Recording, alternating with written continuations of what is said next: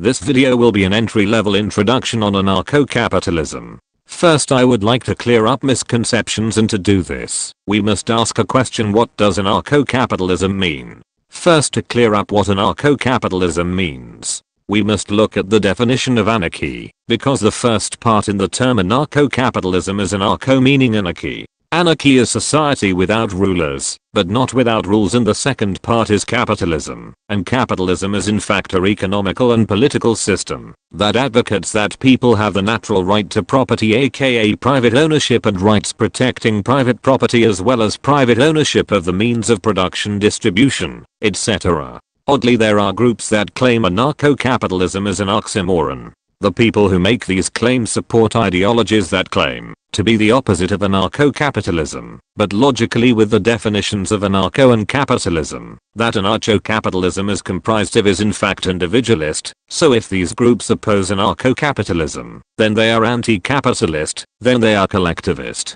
Another misconception is that capitalism is corporatism, when in reality corporatism is the result of statism via statists' policies. How, you may ask? Well, it's simple. Statists' policies create stagnation in the market via increasing taxes, and creates regulations that smother small businesses, destroying the competition of businesses that can survive the onslaught of increased taxation, as well as new regulations that continuously choke out any form of the small business owner, increasing the prices of pretty much every market. So not only do their policies create corporatism, they also create monopolies. There will be videos on these groups in the future. What do anarcho-capitalists base their logic off of? Anarcho-capitalists base their logic off of the first principles, and the first principles are actually the core principles of true libertarianism. These principles have been all but forgotten, mainly because the political party known as the left have ultimately bastardized libertarian values, because, well, obviously politicians do not like facts, they like subjectivity.